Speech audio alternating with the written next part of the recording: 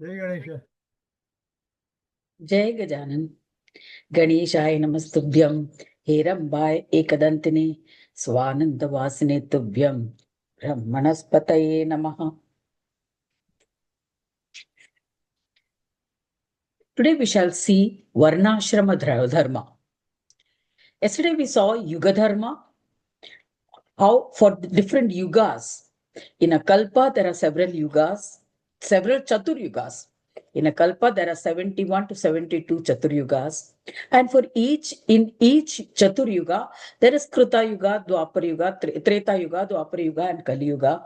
For each yuga, there is a dharma. Because the capacity of the mind utilization or the utilization of the intellect, your wisdom, keeps on reducing from Krita Yuga to Kali Yuga. And so, according to the usage of the intellect, our and also the support system, the pillars on which each of these yugas are based, also fall off one by one. And so, the dharma of each yuga varies. Now we come to, after seeing that, that's a broad way of looking at dharma. That is your duties or responsibilities and your character, your behavior, conduct, and all of those things. Today we come to the Varnashrama Dharma. What is Varnashrama Dharma? Today we are going to caste census and finding out what is caste, right? The caste of the person, so that you know what how to distribute, or how the government can utilize its resources for the benefit of all the in the society. And so we are going through a caste system. Now, this caste system census, that is, you try to arrive at what is the composition of this caste system. The present way of analyzing the caste system is absolutely different from the original design of the caste system. The original system was Varnashrama Dharma. What is Varnashrama Dharma? Varna doesn't mean color or class or group. It means the stages in life. The caste was, or dharma was Varnashrama, the ashrama, or the stage in life where you are living. In which stage in life you are, in each individual is living, that was the basis for the definition of dharma. So, and on that basis, the people were divided into four they were not divided. According Classified. to that, they were qualified, or you can say named, Classified. classified, or we can say uh, they could say that I belong to this kind of a stage in life. Like, say that was Brahmins, Kshatriya, Vaishyas, and Shudras, the four varnas, the groups, you can say, according to the functions, depending upon the gunas. The whether the where there was we saw that all human beings, all things in nature are made up of these three gunas, and they are all different permutations and combinations of these gunas. So where there is sattva guna, most the people will be utilizing their mind or intellect more. Because there is purity, there is a sense of refinement. In Kshatriya, it is mostly Rajasic in nature. Rajoguna is predominant. So then they will have strong arms, bodily strength, and so they will be engaged in combats or warfare. So that is why Kshatriya class is in the ruling class, who are, because they have to go to war. In those days, the kings also used to fight, not send only the armies. Finally, they used to come onto the battlefield. Then the third is Vaishya class. Vaishya is the business or traders. So they would be, they are mostly very calculated. Bania. That is Bania. Banya type. Yeah, that is a group where they are trading for goods, or goods for goods, goods for money, all those things. And Shudras are the service people. They are menial labor. Their hands and legs are strong. So they are, and that's their skill of being patient. Like if you say a carpenter works till midnight. Means from morning he'll come, maybe at 10 o'clock, 11 o'clock, but he goes on and on, in never ending, until he finishes the final touch of that particular job that he's given. If you have observed him, you can see he's in no hurry to go home. So that's the skill, so they are efficient in that. So accordingly it was divided, because they are more tamasic in nature, lethargic, slow, energetically. Okay, so this was the groupism or the caste classification that was done. But what is dharma? Dharma was according to the stage in life. Everyone passes through certain stages in life. First we are a student, then we get married, then you come to adulthood, and then you come to old age. Now that classification in the ancient times was classified as brahmacharya, that is the stage of from birth till about say after 6 or 7 years, after the Yagna Pavitam. Yagna Pavitam means the thread ceremony. The thread ceremony used to occur in the 5th, 7th, or the 8th year. These are the three ages which are eligible, and by that time they would get done. This ceremony would be done, and then they would be wearing that thread, sacred thread. And so after that, they have to follow certain rituals. That is, perform the Sandhya Vandana. That is, perform those rites, or we can say rituals, to be done early in the morning, in the afternoon, in the evening. And then you have the chanting of the Gayatri mantra for a certain number of times. So these rituals had to be performed after you undergo that thread ceremony. Now this thread ceremony it's not only restricted to Brahmin class. The thread ceremony is done to anyone who has the desire to go through all these rituals. He must strictly follow this ritual. There is no restrictions, even for putting the thread, except the Shudra class, because because they are they eat all sorts of things. Means they are not allowed. But even then, among certain communities, they do have that. And women also are not restricted. There are certain communities where women also wear the do the threads. They have the thread ceremony.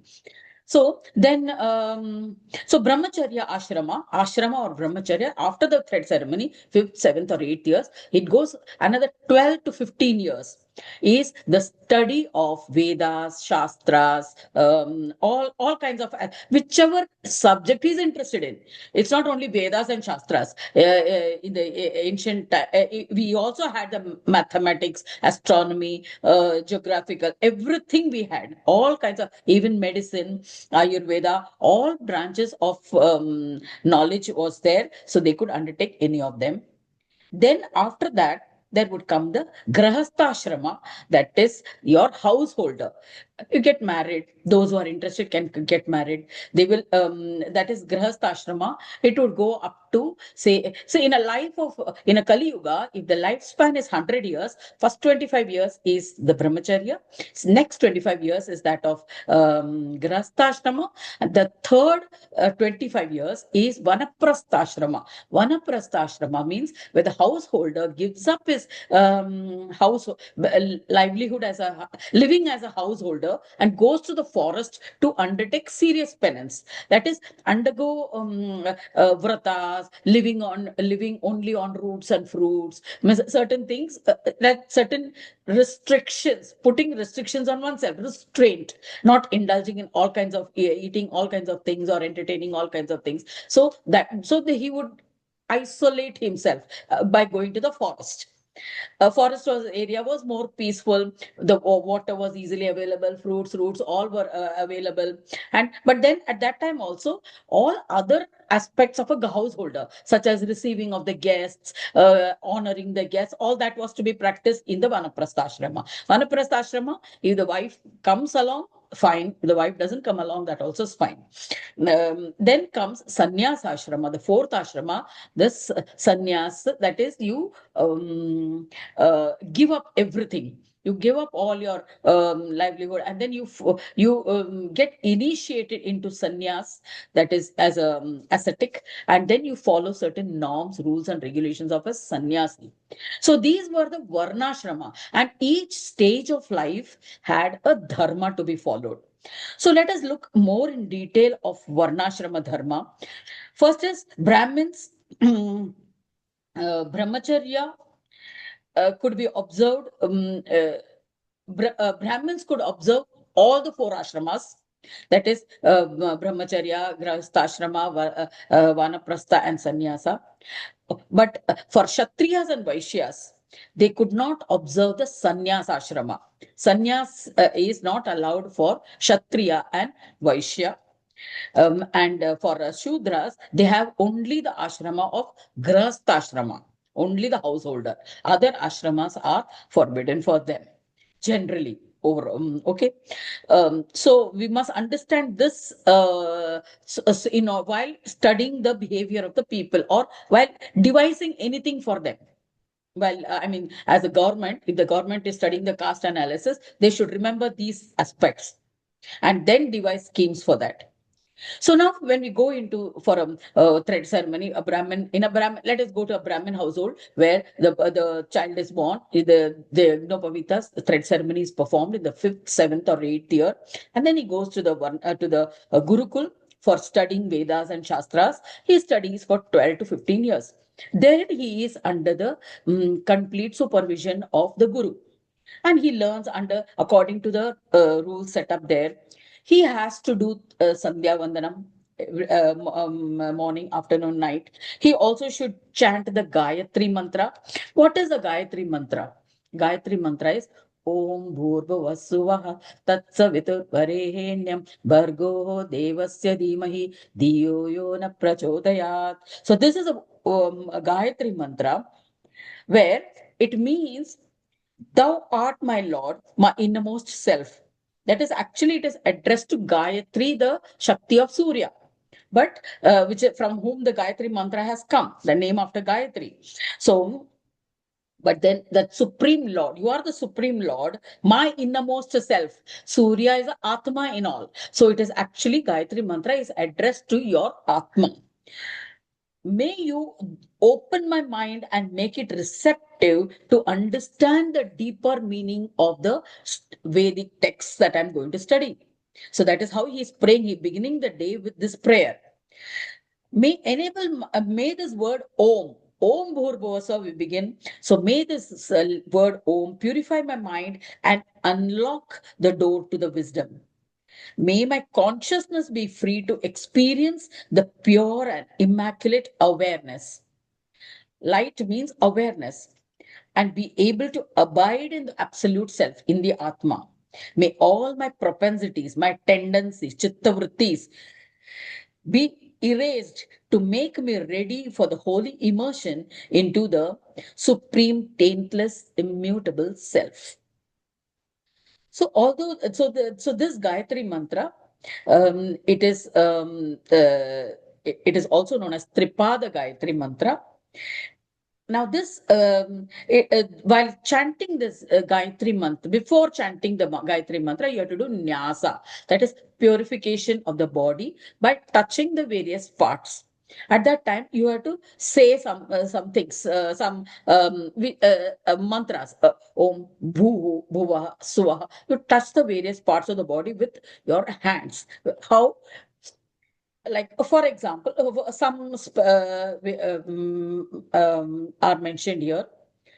With the index and two other fingers, touch the mouth. Join the index finger and the thumb and touch the nostrils.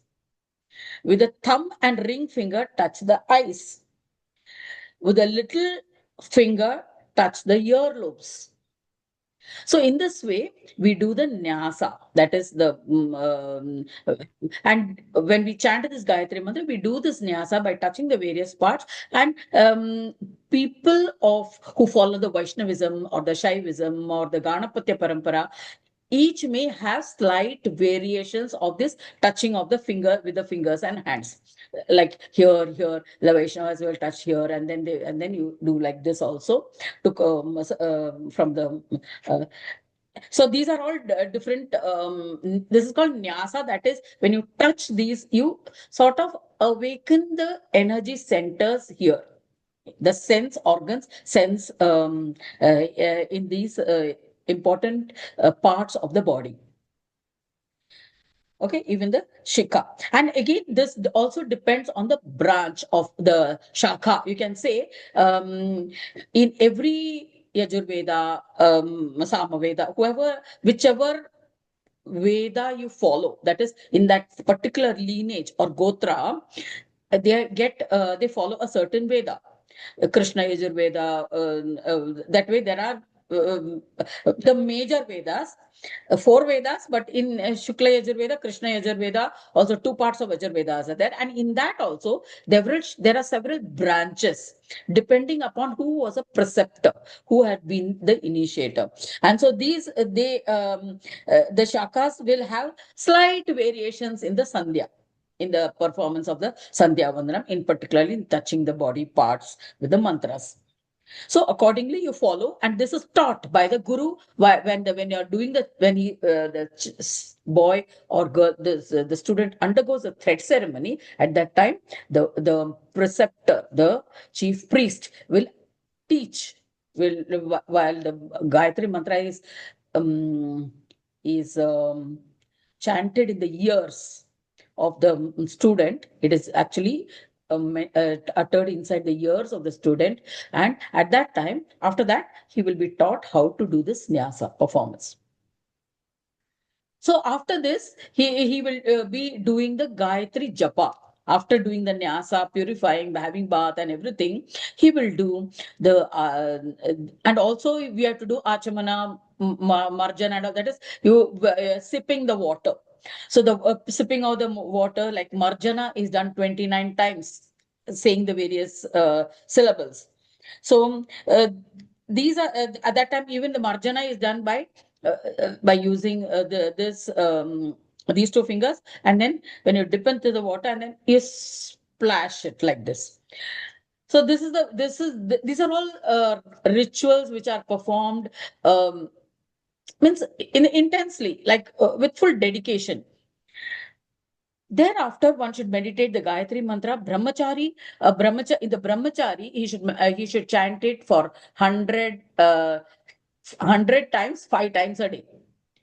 So the before dawn, that is in the dusk, in the before sunrise, at dawn, then after sunrise, then madhyayana, then at before sunset, after sunset. So this way, 5 times, 100 times you should chant. The grihastha ashrama, in the householder, they should chant 108 times. And vanaprastha stage, they should chant 3 times a day. 3 times, that is 108, 3 times, and chant the mantra 1,000 times. Vanaprastha, he has plenty of time in the forest, so he can distribute this 1,000 spread at 3 times a day. So 300, 300, 300, whatever, in whichever way it is convenient. So how do we chant the Gayatri mantra? It is Om Bhur Bhuva Swaha, Om Tat Saviturvarenyam, Bhargo Devasya Dhimahi, Om. So this is the three padas. That is Om. 3 times you chant Om. First Om you attach it to Om Bhurbhuva Swaha. And then second is Om Tat Saviturvarenyam. Then Bhargo Devasya Dhimahi Dhiyo Yona Prachodhyat, Om. At the end. So that is why it is called Tripada Gayatri Mantra. In sometimes it is also Chatushpada Gayatri Mantra is also there, where the sannyasis chant that, where Om is chanted 4th time also. So brahmachari, as a brahmachari in this ashram, in the first stage in life, as a brahmachari, when he is in the Gurukul, he does all this Gayatri Mantra Japa and all this Sandhya Vandanam and everything. And he studies the Vedas, Shastras, and he should follow certain codes of conduct. He should earn he can go and beg for food. He should beg for food only from the house of his own gotra. Of his own gotra only he can beg for food. And um, after collecting that, he should come and offer it first to the Guru. The Guru may eat it entirely. If he eats everything, then you have to starve. You cannot go again and beg. So you remain fasting on that day. If the Guru just has a bite and gives it to you, then you have the rest of it. So then, and again, when he's going to the for asking for alms, that is called, it is called bhiksha. It is not begging, it is a bhiksha, that is you Bhiksham live Dehi. on. So yes, so a Brahmin can should ask om bhiksh bhavatu bhikshan dehi. A Kshatriya will ask om bhiksham bhavatu dehi. A Vaishya will ask om bhiksham dehi bhavatu. So when they say like this while asking, when they come and ask, so the householder, the person who's giving the alms, they will know which group of people they belong, whether he's a Brahmin, Kshatriya, or a Vaishya, and accordingly, that woman will give the bhiksha accordingly. A Rajasic person, we have already discussed, a Rajasic person will require more of Rajasic kind of food that will give him more energetic food, which will accordingly, like more of wheat, more of spices, or more which will add to his energy. Whereas a sattvic person, a Brahmin who is more, is going to into contemplation, thinking very deeply. So he doesn't, he will have to have sattvic food. That is a sattvic food, which is more energetic for the mind, which will and which does not excite a person. So that way, so the food, the person when he's begging, when he says appropriately, then the person who is giving also will give the food accordingly. So these are the rules that to be followed. And then, of course, even here, as per what is being followed as Manusmriti, that is, you should not mix up with the women, while women or girl students or the daughters of the Guru, or the who will be there in that ashram, because in those days rishis and munis also were married. Um, then not to mingle with the wives, and not to listen to songs sung by women. They should conduct themselves with restraint. Now, these restrictions were in order to prevent distractions. We know how much we get distracted by the mobile. Even a stray thing, even simply scrolling has become a distraction. So, to that extent, we have diluted our focus. So that is why these restrictions were laid. And so now the public is afraid that Manusmriti will come. We can't talk to women. We can't talk to. When you can't avoid your mobile, what? Forget about means that is Delhi बहुत दूर है जैसा बोलने का जैसा ही है ना. So you're talking of undebatable things. I mean, which is out of question, out of question, that kind of a thing. It's a non-issue at all. So and then so and even if a person in means what kind of punishment was, means how strict they were with themselves in following that Varnashrama Dharma was depicted by saying that if even if mentally they thought something distraction, I mean, which was prohibited, or which was below their standard, their value system, then they used to chant 108 times Gayatri Mantra. That was their own self-imposed punishment. And then rest of the time, they generally, after studies, they would generally maintain silence. So these were, so that whatever they have studied, they can contemplate upon. And when they contemplate upon it, they will memorize it. That is what Shruti Smriti is to happen. So and then after that, whatever when the studying stage was over, the student offered dakshina. And even during the stage of during when the guru he was in the Gurukul, his dakshina was a service that he would offer to the guru. Whatever service, whatever the teacher tells. In fact, all the maintenance was done by the students only. The ashram maintenance. So this is the path of brahmacharya. This was the first stage of life. Then we come to the grihastha ashrama. In the grihastha ashrama, generally, those who want to, in the brahmacharya, after the stage of brahmacharya, during the brahmacharya, you might maintain celibacy. Okay? That is, you don't engage in any sexual activity. Now, it is unthinkable, right? In today's times. It has come down though. Yeah, so brahmacharya, and then those who wanted to continue with that brahmacharya ashram can continue for a lifetime. That is, they don't have to follow the grihastha ashrama, the vanaprastha ashrama, sannyasa. They can continue as a brahmachari provided they follow all these rules. Matlab, remaining celibate, beg for food, keep on studying, means contemplation, Vedas, Shastras, full lifetime you spend in studies. So that also is permitted. Then those who don't want to continue with that, they can become the grihastha, enter the householder. Then grihastha ashrama, they will they used to get married. Not necessarily only the parents used to marry. Even they could select their own. They had their own choice. They could select their own spouse. And then they had the children and everything. That is the grihastha ashrama. During the grihastha ashrama also, they had to do the sandhya vandanam. There will be also, they have to do the yagnas. Particularly, I'm talking about the Brahmins. The during the householder's lifestyle. For the others, there was different. That is, Kshatriyas was warriors, Vaishyas were traders. So that was their business or activity. For Brahmins, what was activity? They had to maintain the sacrificial fire. That is Homa. Homa, they have to do that offering of the sticks, even the Samhita to the sacrificial fire. And they had to perform 5 types of Homa daily. That is Deva Yajna, Homa to the deity, Brahma Yajna, study of the Vedas, Pitru Yajna, offering to the ancestors, Bhuta Yajna, offering to the other entities. All other entities in the sense air, water, fire, all elements also.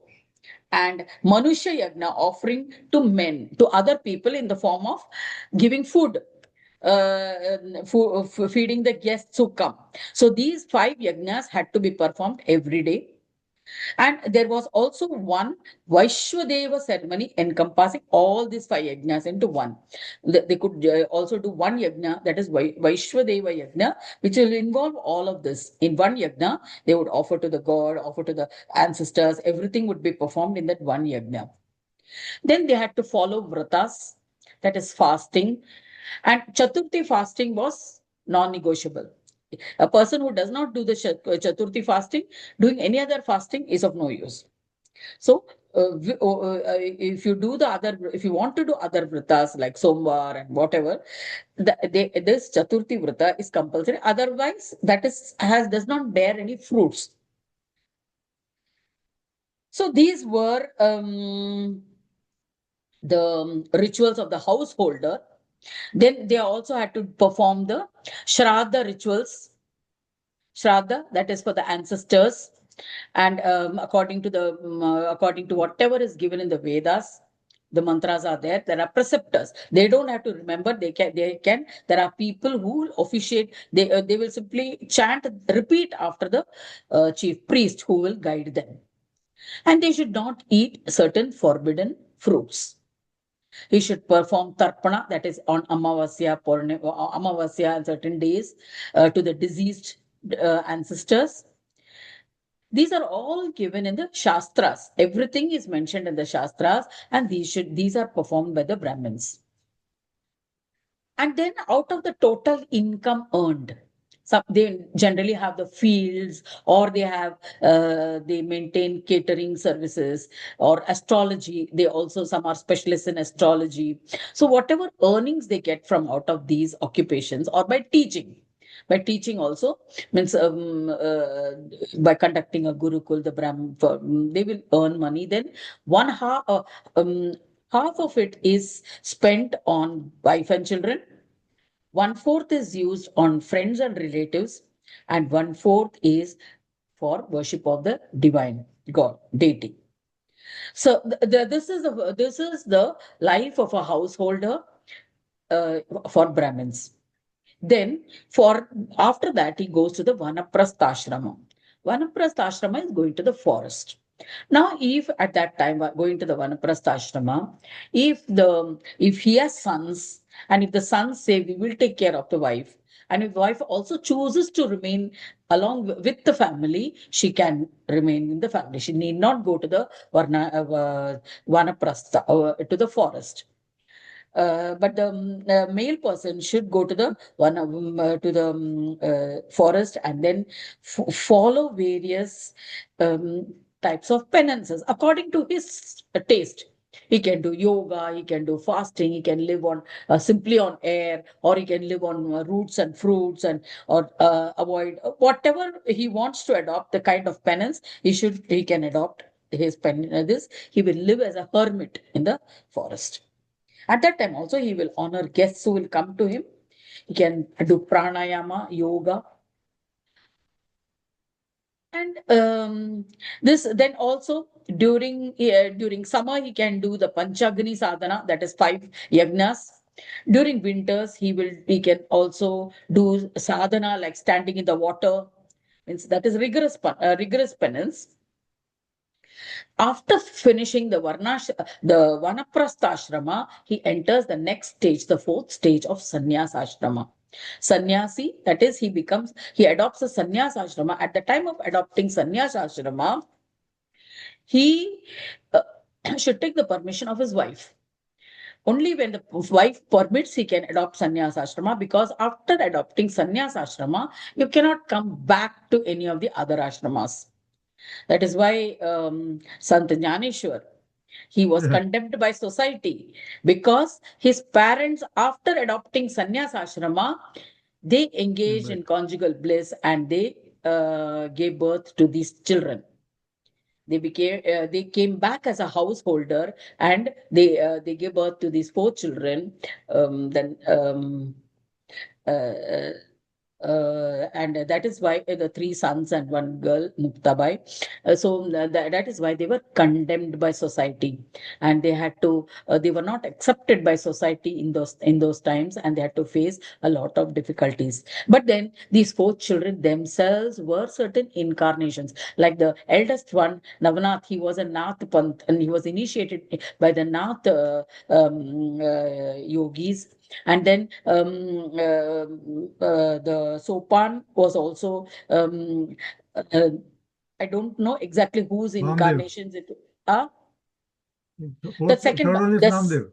second son, then Jnaneshwar. Jnaneshwar was Kartikeya's incarnation, and Muktabai was Adi Shakti's incarnation. So they were all incarnations, part incarnations, ancient incarnations, who had taken birth in that family um, in order to break through certain rigorous customs of those times, in order to Taboos. burst the Myths. misconceptions, you can say, and say that that is not exactly true, because that is how Jnaneshwar even wrote the Jnaneshwari is Dhaneshwari. nothing else than Bhagavad Gita. It is in Marathi, in the at that time Marathi of that a period of time. It cannot be understood by the present Marathi people also, so it has to be interpreted. So those was actually the Bhagavad Gita written in a common man's language, in order to, because Sanskrit was beyond. It was for the Brahmin, only the Brahmin community could understand, who went to Gurukul and all. But these children were condemned. They were not even allowed admission in the Gurukul because of the misdeed, you can say, coming back from sannyas ashrama to householder by his parents. So so we see how sannyas ashrama is kind of a stage in life where you have to take a very determined decision and be committed to that. You can't become a sannyasi and then come back and then do all other things. As a sannyasi, you should not have desires to regarding the clothes that you wear, means like all kinds of good watches, or the good material, texture, good material, and whatever you get, you have to wear. Whatever those you need to have only 3 sets of clothes, and so many things are there, restrictions are there. So you can't be hoarding things like or wearing designer things every day, or, or several times a day. So you have to be very careful as a sannyasi.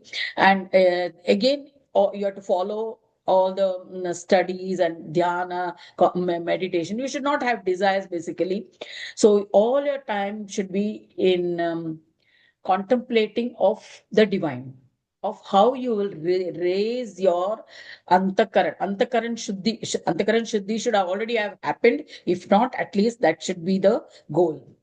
There should be no tendencies of the mind. Chitta vrittis should be eliminated. So effort should be made, if not eliminated, effort should be made in reducing the chitta vrittis, that is attachments to objects, desire for objects, confusion, chaos, all those things should be removed one by one. That is the work of the as a sannyasi, because now he has no more worldly duties, and he should not stay in a village for more than a day.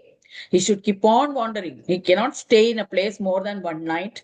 And then he should also, during the Chaturmas, during the 4 months from Ashad onwards to Kartik Maina, that is during the rainy season, he should observe the Chaturmasa. Chaturmasa means staying in one place, because during that period of time, and generally during that time, the sannyasis, they stay in one place and give discourses for the people in that village. He should stay in a pilgrimage center, control his senses, and should live detached from karmas. And one common thing of all for all Brahmins is non-violence. It is non-negotiable. Non-violence. There is no violence in thought, word, and deed. Even thinking, they will not. It should be. It's not acceptable, because and then as a sannyasi, so then it is totally unacceptable, because he should not even. It is said a sannyasi cannot destroy even a blade of grass. Means that strict. So these were the various ashramas in life. We'll go more into detail on the sannyasa ashrama. Who are aware? What are the different stages of a sannyasi? Sannyasi also, there are 4 types of sannyasis. One is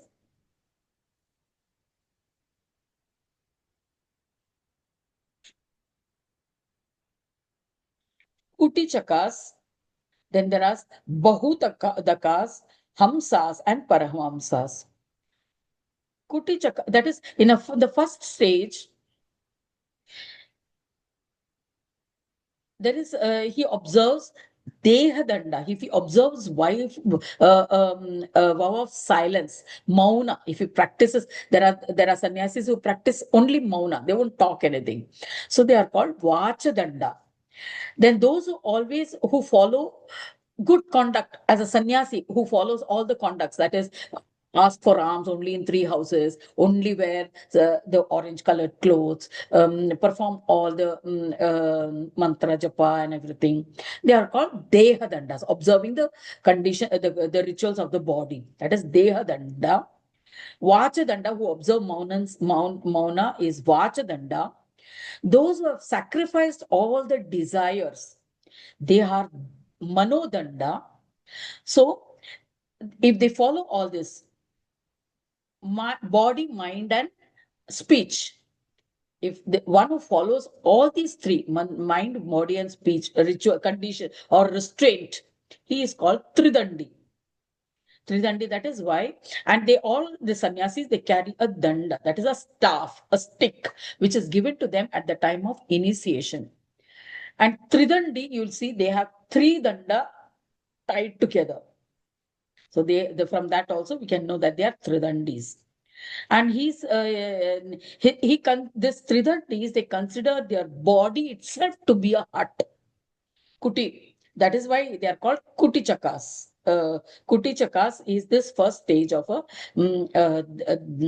sannyasi. for Brahmins. The next stage of sannyas, actually after sannyas means there will not be Brahmin, Kshatriya, Shudra. Then of course sannyas for Kshatriyas and Vaishyas is not allowed only. So only Brahmins can do sannyas. So then the second stage of sannyasi is Bahudaka. Bahudaka, he does not possess any deha danda. That is, he does not follow any conditions of his body, means any rituals for his body, restrictions as far as his deha is concerned. So he's free willed. Uh, then they will these Brahmins in those days, they used to not drink, they used to drink water from a separate well, they would not drink from a common well and all that. So but that restriction is removed for this kind of, that is one of them, example you can say for this Bahudakas. A Bahudaka Muni is established in the belief of Aham Brahmasmi. So he does not generally associate with other human beings. Then the next stage or the third type of a sannyasi is Hamsa. Hamsa means here the sannyasi has a control over the mind, manasa danda. He has restrained his mind in such a way.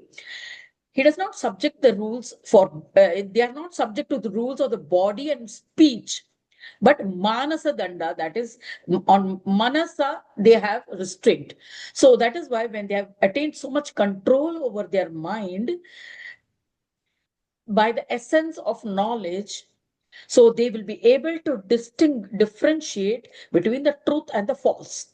From whatever thing comes in front of them, they can immediately see like a laser what is the truth behind that. So that is a manasa danda, just like that's why they are called hamsas. Hamsa, we have seen, hamsa is a bird where if you put the mixture of water and milk in front of it, it can separate the milk and drink only the milk. So that is why these sannyasis are called hamsas. So beyond hamsa is the paramahamsa. We have example of paramahamsa, Paramahamsa Yogananda.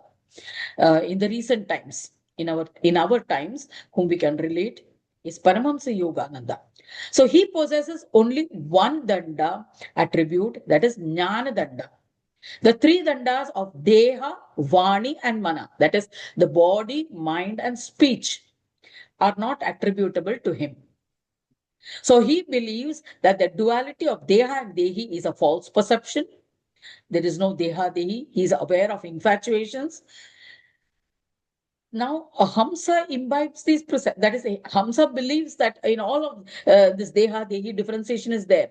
But here, Mahayogi, he can visualize that he is above all of them.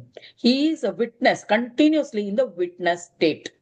That is what in morning meditations we have been trying to practice that stage by observing our breath. We are trying to develop a witness state, which helps us in seeing the supreme as Parabrahma. Sakshi Bhav. Sakshi Bhava. I'm not the Deha. I'm not this body. I'm not the Dehi. But here Paramahamsa goes above the soul. I'm not the they here.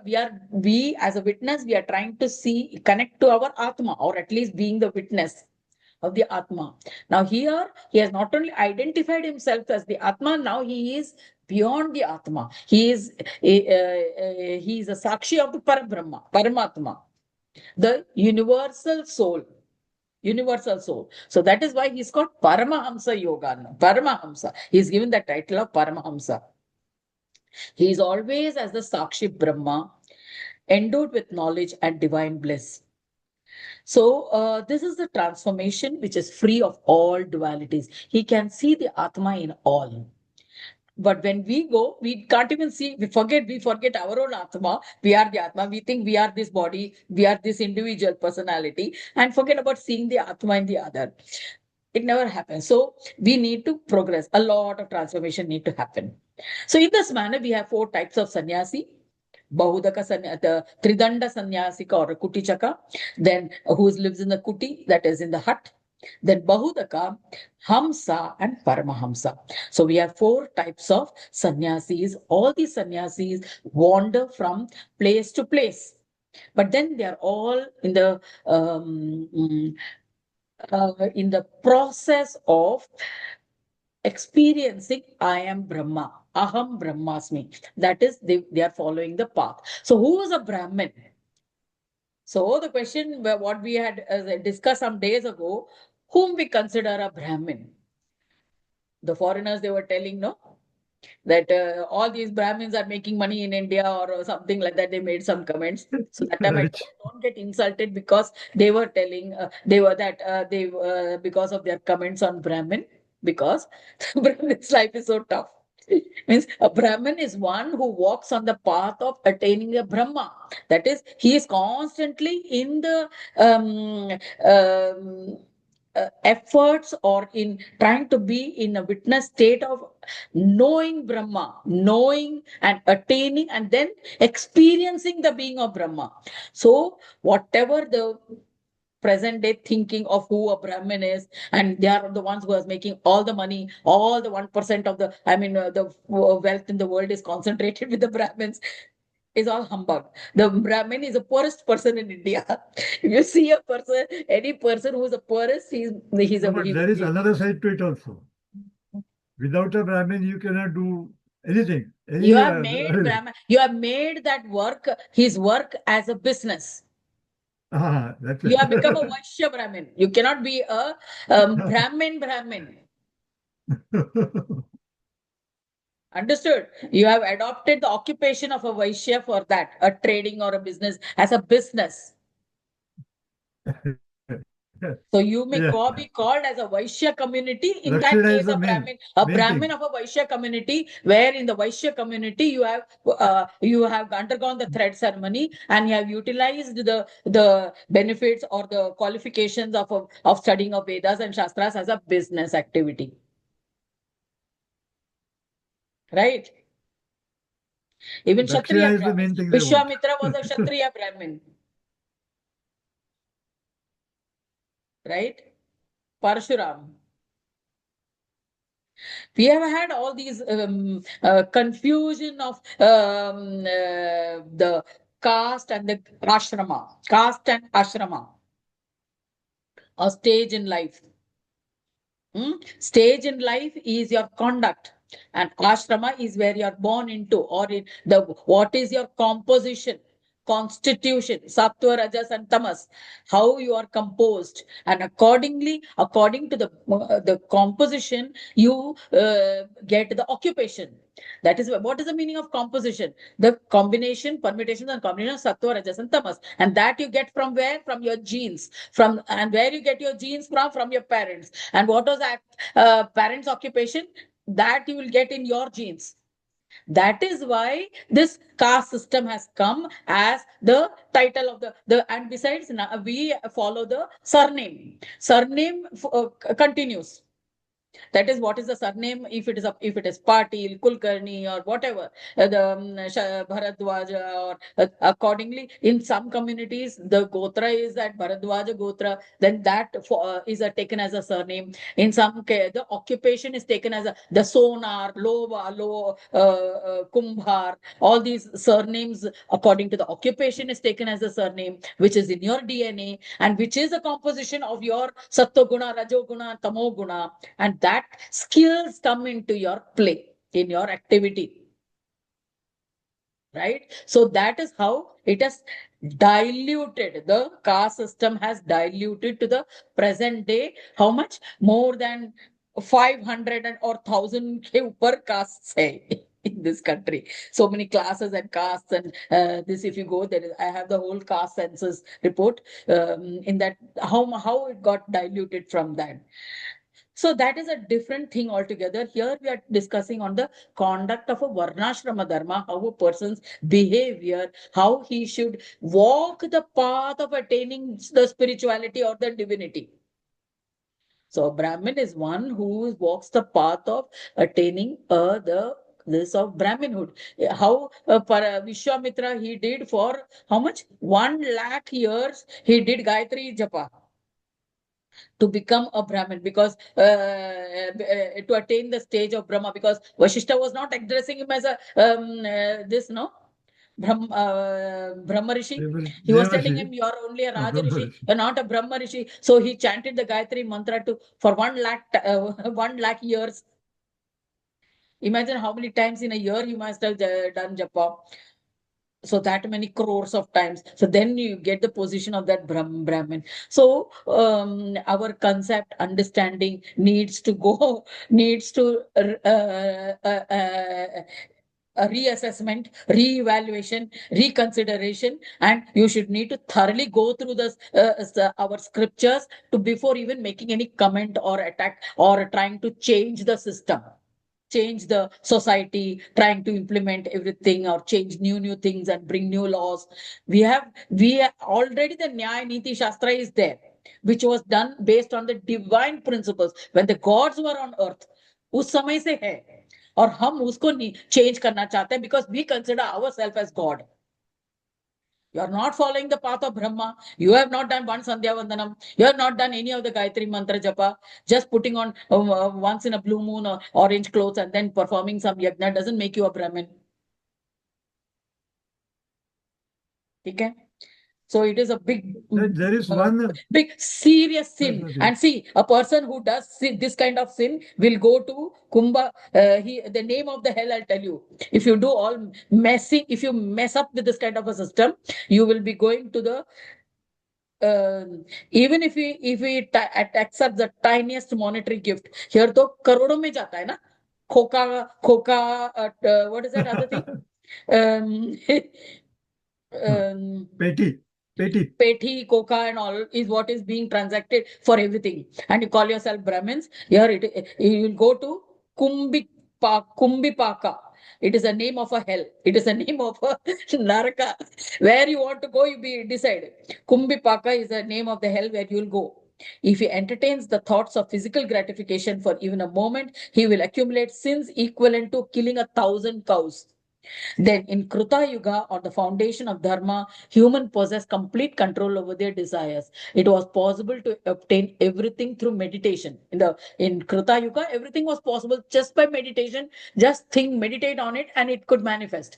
But in Treta Yuga, because one pillar has gone away, that penance part of it goes away. Only 3 pillars remain in the Treta Yuga. Dharma dilutes, and hence, for achieving anything, they have to do yagna karmas during the Treta Yuga, which we saw Yuga Dharma.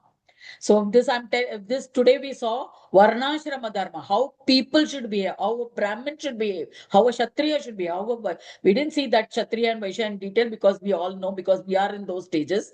But the Brahmin, it was difficult. And today those who consider as a Brahmin, they should know this is a tough life of a Brahmin.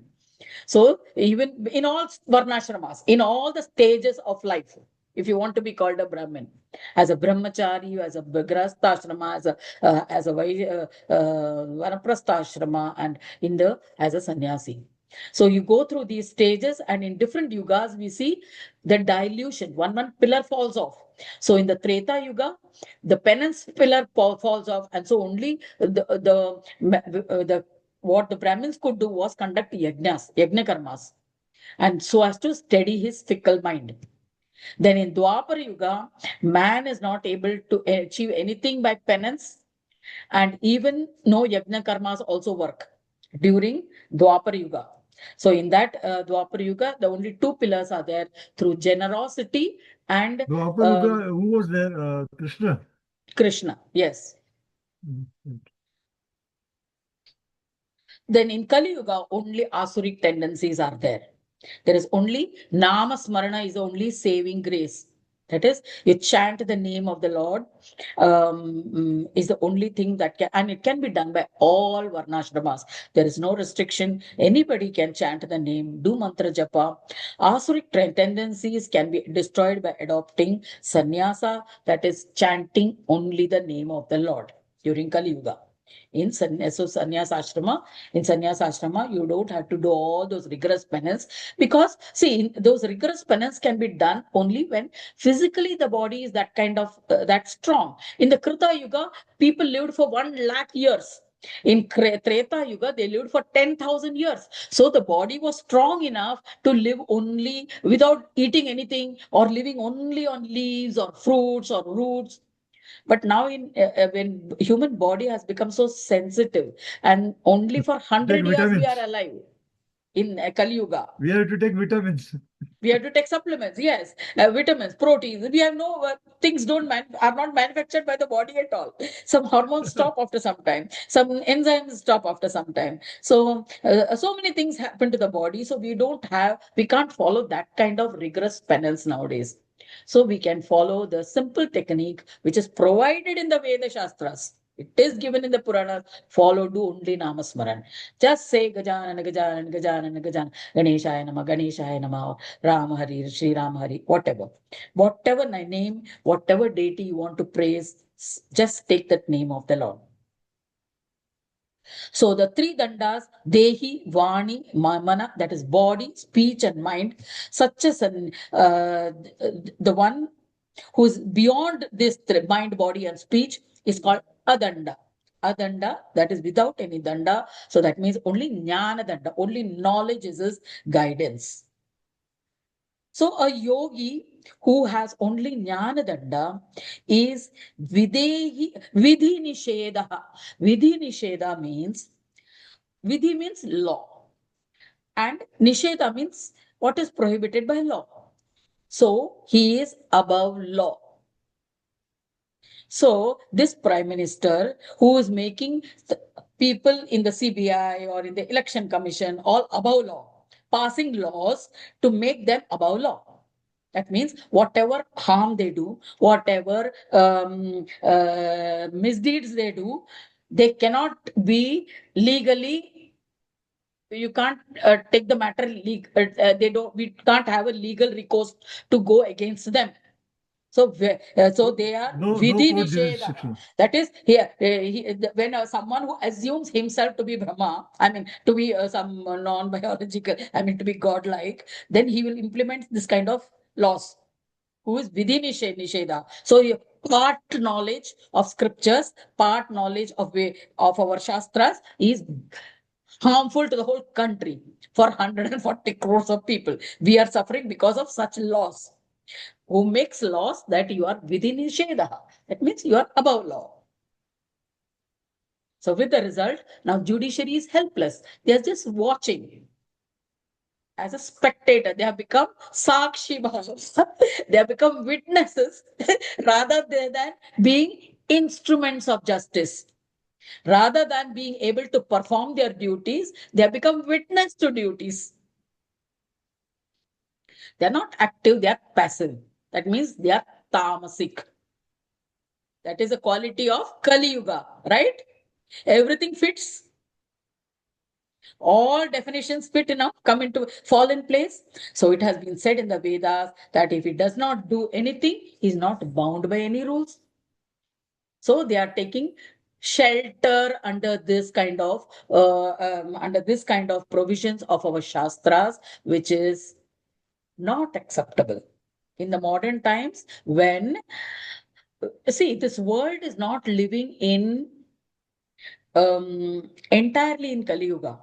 See, I've always believed that even though it may be generally a Kali Yuga, we can say, because in the time frame of 12,000 years, Treta Yuga, after Treta Yuga, Dwapara Yuga, Kali Yuga, but all people are not in Kali Yuga.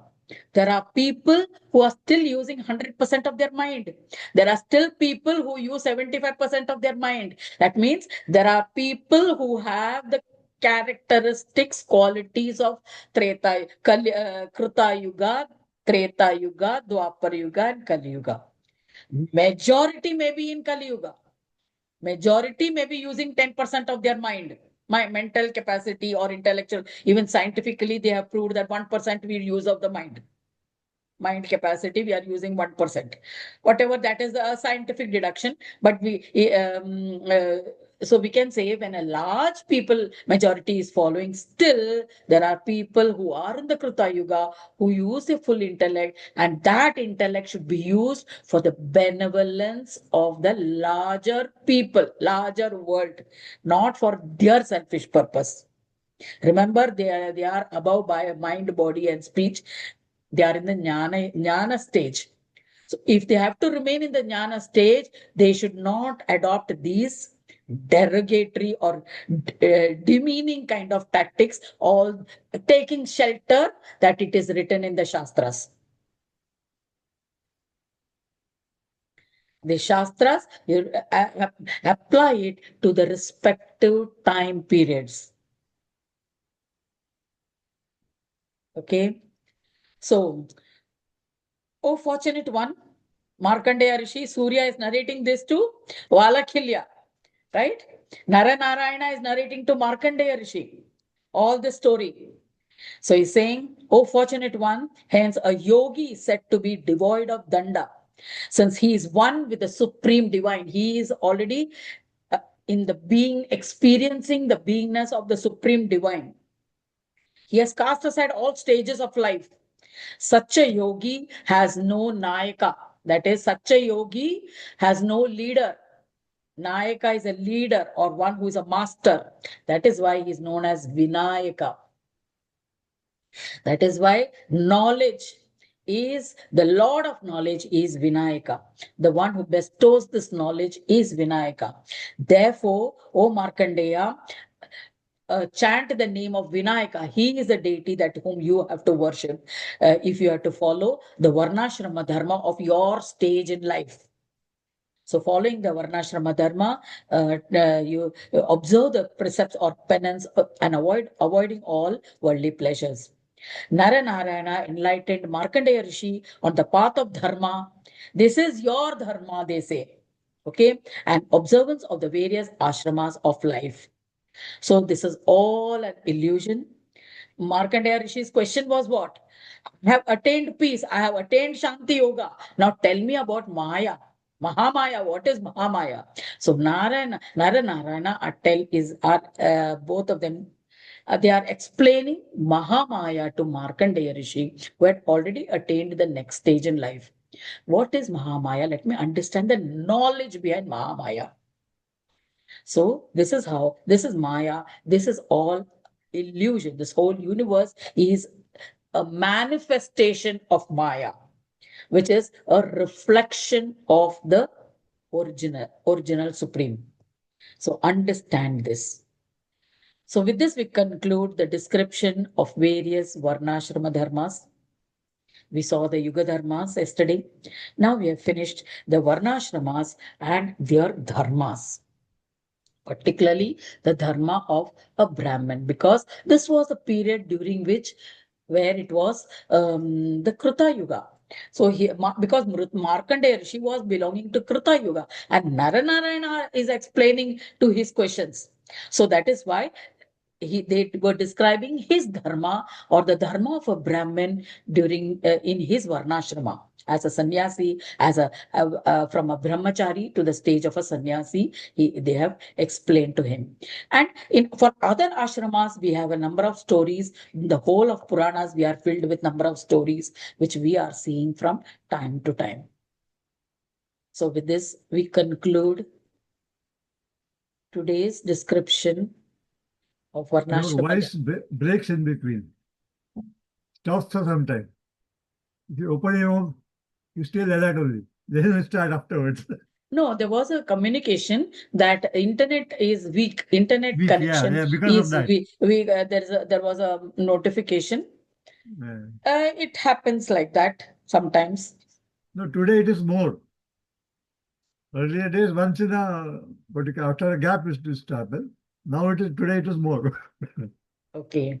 But I got only once the notification. Anyway, whatever it is, if you want, I can send you the recording. Recording, I'm uploading it on No, YouTube. it's all right. I followed it. Yeah. Recording, you'll have to stay when I go to Ahmedabad.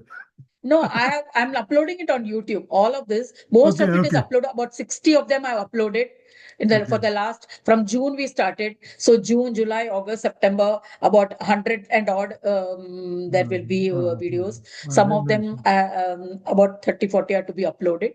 I'll upload them also. one by one. Of course, somebody had commented, please put the chapter number, because in these episodes, we are not mentioning the chapter numbers. They were saying chapter number, khanda number, mention that also. So I said, yeah, I'll do that. So that has to be edited in the. So we can serially go for it. It was not serially. You can serially go for it. Serially, it is already there, which is uploaded as 440 episodes or something. That is already there. These were morning meditations which we are doing. These morning meditations are my own interpretations, which along with that was merely reading of the Mudgal Puran, which was uploaded earlier as 440 episodes. Since last June, it was last May onwards, it was being uploaded. Every day, one episode is being uploaded. But this morning meditations is our own discussion on each of these chapters. So it is more elaborate. And then we also have a meditation after that. So it is more elaborate and more intensive. Like we also compare it with the present contemporary times. We take examples from our daily life. And so it is more personal, you can say. Okay. So we conclude here. Thank you.